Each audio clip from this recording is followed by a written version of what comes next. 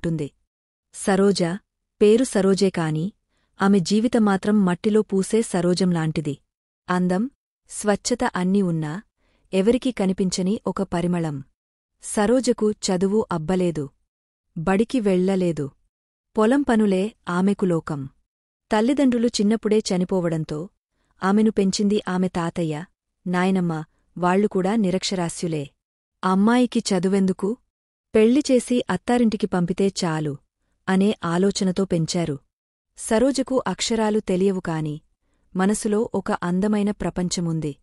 అదే ఊరిలో పట్టణం నుంచి వచ్చిన యువకుడు సాయి. సాయి ఒక సాఫ్ట్వేర్ ఇంజనీర్. సెలవులకి ఊరికి వచ్చాడు. అతనికి ఈ పల్లె జీవితం చాలా నచ్చింది. వరి పొలాలు, చెరువులు, చిలిపిగాలి అన్నీ అతన్ని ఆకర్షించాయి.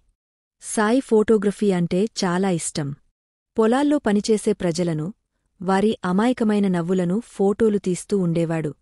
ఒకరోజు సరోజ పొలంలో గడ్డి పీకుతోంది.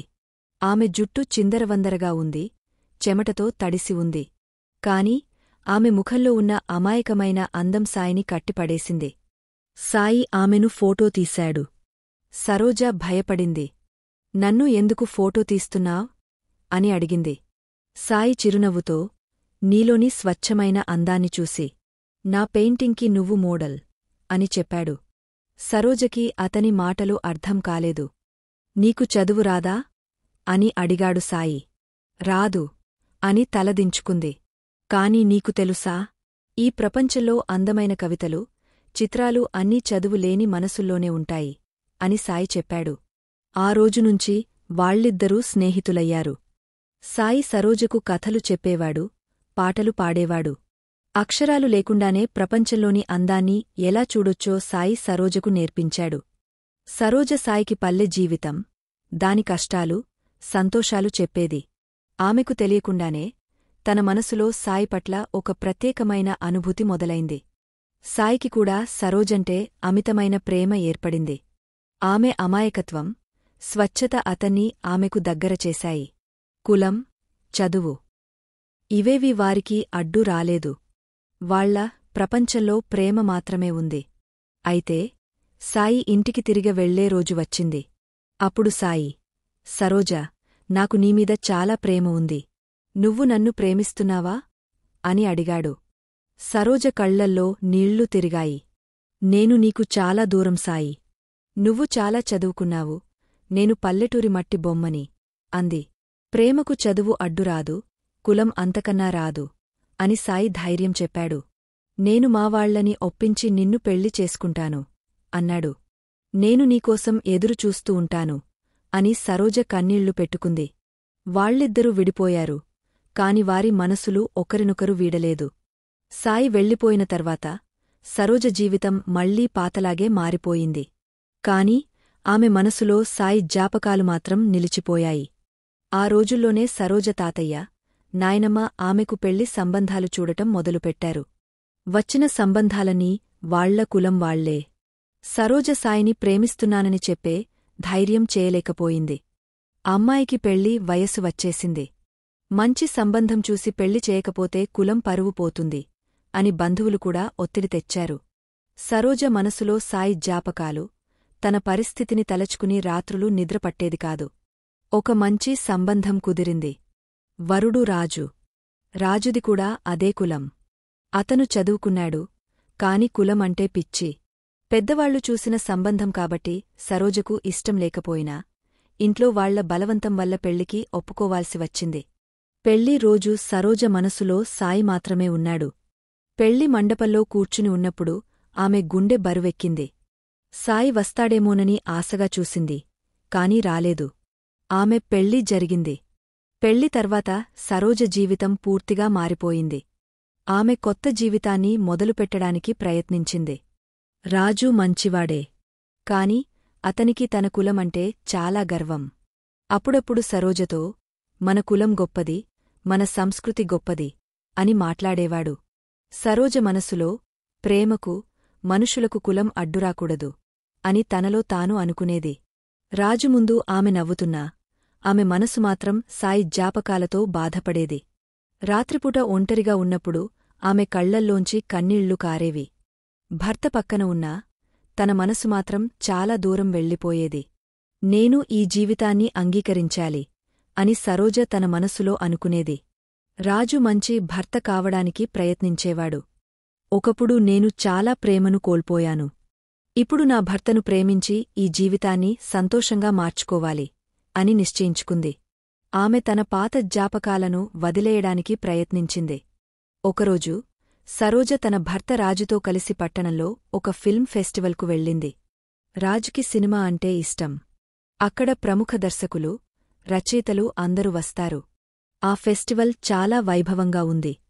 సరోజకు ఇవేమీ అర్థం కావు. కాని రాజు సంతోషంగా ఉండటం చూసి ఆమె కూడా సంతోషపడింది. ఒక ప్రముఖ డాక్యుమెంటరీ ప్రదర్శన తర్వాత దర్శకుడిని సత్కరించడానికి పిలిచారు. ఆ దర్శకుడు ఇంకెవరో కాదు, సాయి. సాయిని చూడగానే సరోజ గుండె ఆగపోయినంత పనైంది. ఆమెకు కళ్ళు తిరిగాయి. పక్కన తన భర్త ఉన్నాడు. తనను తాను అదుపు చేసుకుంది. సాయి మాట్లాడటం మొదలుపెట్టాడు. ఈ డాక్యుమెంటరీ నా జీవితంలో ఒక ముఖ్యమైన కథ. ప్రేమ, కులం, ఆర్థిక వ్యత్యాసాల మధ్య పోరాడిన ఒక స్వచ్ఛమైన ప్రేమ కథ. ఈ కథ నాదే. ఈ కథలో ఉన్న అమ్మాయి నా జీవితం అని చెప్పాడు. మా కులం, మా పరువు అన్ని చూసి నన్ను దూరం చేశారు. కాని నా గుండెలో ఆమె జ్ఞాపకాలు ఎప్పటికీ ఉంటాయి. ఈ కథ నేను ఆమెకు అంకితం చేస్తున్నాను. ఆమె నా దూరపు లోకంలో ఇప్పుడు ఎక్కడ ఉన్నా నా ప్రేమ ఆమెకు తెలుస్తుంది అని చెప్పినప్పుడు సరోజ కళ్లల్లోంచి ఆగకుండా కన్నీళ్లు కారాయి. రాజు పక్కనే ఉన్నాడు. ఎందుకే ఏడుస్తున్నావ్ అని రాజు అడిగాడు. ఎవరో ఒక పేదింటి అమ్మాయి కథ అని చెప్పారు కదా, అందుకే బాధగా ఉంది అని అబద్ధం చెప్పింది సరోజ. ఆ తర్వాత సాయి సరోజను చూశాడు. ఒక క్షణం ఇద్దరూ కళ్ళు కలుసుకున్నారు. ఆ క్షణంలోనే 5 ఏళ్ల జ్ఞాపకాలు, బాధలు అన్ని వాళ్ల మధ్య మెరిసిపోయాయి. సాయి కళ్లల్లో కూడా కన్నీళ్లు తిరిగాయి. కాని అతని ముందు ఇప్పుడు ఒక పెళ్లైన మహిళ ఉంది. తన పక్కన తన భర్త ఉన్నాడు. సాయి ఏం చేయలేకపోయాడు. కాని ఆ రోజు రాత్రి సాయి ఒక అద్భుతం చేశాడు. సరోజ, రాజు బస చేసిన హోటల్కు వచ్చాడు. రిసెప్షన్లో అడిగా సరోజకు ఒక ఉత్తరమిచ్చాడు. ఉత్తరం సరోజ చేతికి వచ్చింది. రాజు దాన్ని చూసి, ఎవరు? అని అడిగాడు. సరోజ భయంతో ఏం చెప్పాలో తెలియక, నాకు తెలీదు అని చెప్పింది. తర్వాత ఒంటరిగా ఉన్నప్పుడు దాన్ని చదువుకుంది. సరోజ, ఈ ఉత్తరం ఎప్పటికీ నీ భర్తకు దొరకకూడదు. ఈరోజు నిన్ను చూశాను. నా మనసులో నీకు ఉన్న స్థానం ఇంకా మారలేదు. నువ్వు నాకంటే మంచి భర్తను, మంచి జీవితాన్ని పొందితే నేను చాలా సంతోషిస్తాను. నన్ను మర్చిపో. నేను నీ జీవితంలో ఉన్న ఒక మధురమైన జ్ఞాపకం మాత్రమే. నువ్వు నా ప్రేమ. నిన్ను ఎప్పటికీ ప్రేమించే సాయి అని రాసి ఉంది. ఆ ఉత్తరం చదివి సరోజ గుండె పగిలిపోయింది. నాకు సాయి కావాలి. నేను ఈ జీవితాన్ని అంగీకరించలేను అని మనసులో అనుకుంది.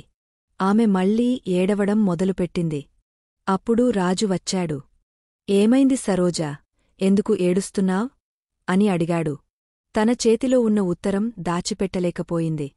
రాజు దాన్ని చూసి తీసుకున్నాడు. చదువుకున్నాడు. అతని ముఖం కోపంతో ఎర్రబడింది. ఇదేనా నీ ప్రేమ?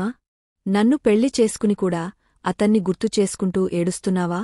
మా కులం, మా పరువు పోయింది అని రాజు అరిచాడు. సరోజ భయపడింది. నన్ను క్షమించండి, అది మా గతం అని చెప్పింది. నువ్వు నాకు తగవు అని అరిచి రాజు అక్కడనుంచి వెళ్ళిపోయాడు. సరోజ ఒంటరిగా మిగిలిపోయింది. తన మొదటి ప్రేమను వదులుకోలేక, భర్తను పొందలేక ఆమె జీవితం మధ్యలో ఆగిపోయింది. ఆ తర్వాత సరోజ ఏం చేస్తుందో తెలియక మళ్లీ తన పల్లెటూరికి వెళ్ళిపోయింది. సరోజ కథ చెప్పేది ఇదే. ప్రేమ ఉన్నా కులం, చదువు అడ్డువస్తాయని, పరువుకు భయపడి ఆ ప్రేమను దూరం చేసుకుంటే ఆ తర్వాత జీవితం ఎంత శూన్యంగా ఉంటుందో ఈ కథలో స్పష్టంగా కనిపిస్తుంది. సరోజకు ఇప్పుడు ఒకటే మార్గం మిగిలింది. తన జీవితాన్ని తానే సరిదిద్దుకోవడం. సాయి రాసిన ఉత్తరం అతన్ని మర్చిపోమని చెప్పినా ఆ ప్రేమ సరోజ హృదయంలో ఎప్పటికీ మిగిలిపోతుంది. ఆ ప్రేమతోనే ఆమె ఈ జీవిత పోరాటాన్ని చేస్తుంది. రాజు సరోజను వదిలి వెళ్ళిపోయిన తర్వాత సరోజ ఒంటరిగా మిగిలిపోయింది. ఆమె పల్లెటూరికి తిరిగ వెళ్ళింది. ఇంటికి వచ్చిన సరోజను చూసి ఆమె తాతయ్య, నాయనమ్మ ఆందోళన పడ్డారు. ఏమైందే అమ్మా, ఎందుకిలా వచ్చావు? అని అడిగారు. జరిగిన విషయం చెప్పే ధైర్యం సరోజకు లేకపోయింది.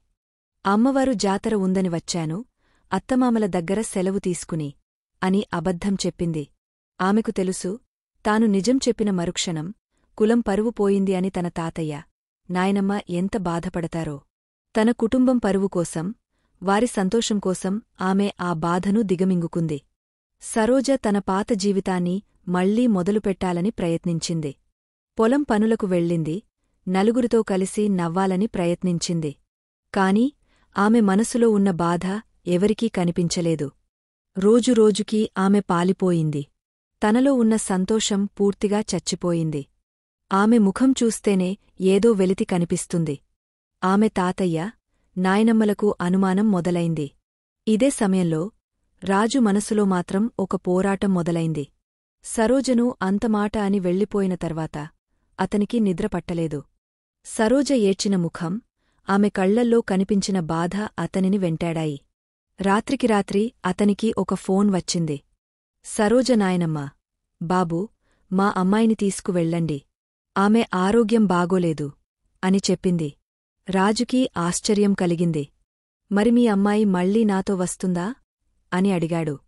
తల్లిదండ్రుల పరువు కోసం తన ప్రేమను చంపుకున్న అమ్మాయి, తల్లిదండ్రుల కోసమే నిన్ను పెళ్లి చేసుకుంది. నిన్ను కాదనుకునే శక్తి తనకి లేదు. తన మనసులో ఏముందో మనకి తెలీదు, కాని తన పెళ్లి బంధానికి ఇచ్చిన విలువ నీకు తెలుస్తుంది కదా అని నాయనమ్మ చెప్పింది. ఆ మాటలు రాజు మనసును తాకాయి. సరోజ తన ప్రేమను, తన సంతోషాన్ని వదులుకుని కూడా తన కుటుంబం కోసం, తన పరువు కోసం అబద్ధం చెప్పిందంటే ఆమెది ఎంత గొప్ప మనసు అని రాజుకి అర్థమైంది. తన ప్రేమ కన్నా కూడా ఆ బంధానికి సరోజ ఇచ్చిన విలువ రాజుకు ఆమెపై ఒక గౌరవాన్ని కలిగించింది. తాను కులం, పరువు అనే చిన్న విషయాలకు ఎంత అహంకారంగా ఉన్నానో, కాని సరోజ ఎంత ఉన్నతమైన మనసుతో ఆలోచించిందో రాజుకు అర్థమైంది. రాజు పల్లెటూరికి వచ్చాడు. సరోజను చూశాడు. ఆమె మరింత పాలిపోయి ఉంది. రాజుని చూడగానే సరోజ భయపడింది. మళ్ళీ ఏమని తిడతాడో, తనని వదిలేసి వెళ్ళిపోతాడో అని. సరోజ తాతయ్య, నాయనమ్మని చూసి రాజు, క్షమించండి, నేను మళ్ళీ వచ్చాను. సరోజను తీసుకు వెళ్లడానికి వచ్చాను అని చెప్పాడు. వాళ్ళు ఆనందపడి, అమ్మాయిని తీసుకు వెళ్ళు బాబూ అన్నారు. రాజు సరోజతో ఒంటరిగా మాట్లాడాలని అనుకున్నాడు. వాళ్ళు ఊరి బయట ఉన్న ఒక దేవాలయం దగ్గర కూర్చున్నారు. సరోజా, నేను నిన్ను చాలా తప్పుగా అర్థం చేసుకున్నాను. ఆ రోజు నేను నీకు పరువు గురించి, కులం గురించి మాట్లాడాను. కాని నువ్వు మాత్రం మన తల్లిదండ్రుల పరువు కోసం, వారి సంతోషం కోసం నీ ప్రేమను వదులుకున్నావు. నిజమైన బంధానికి నువ్వు ఎంత విలువ ఇచ్చావో నాకు ఇప్పుడు అర్థమైంది అని అన్నాడు.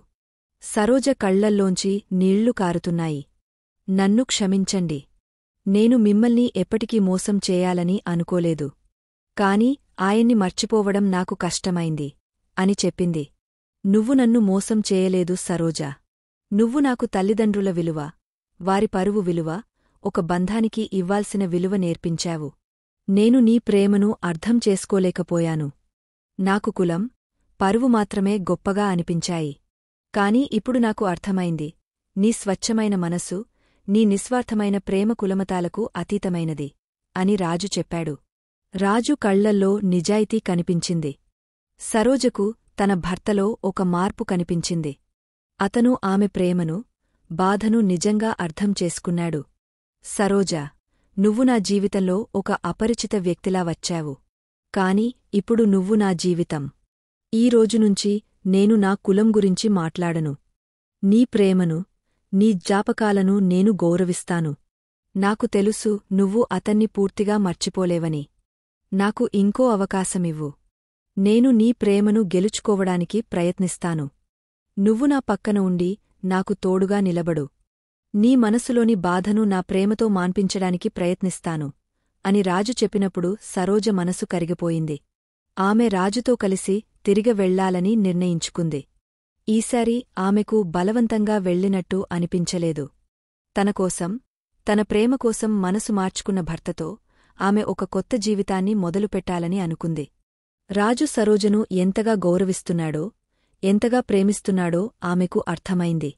సరోజ చేతిని పట్టుకుని, ఇప్పుడు మనం కొత్తగా మొదలు పెడదాం సరోజా.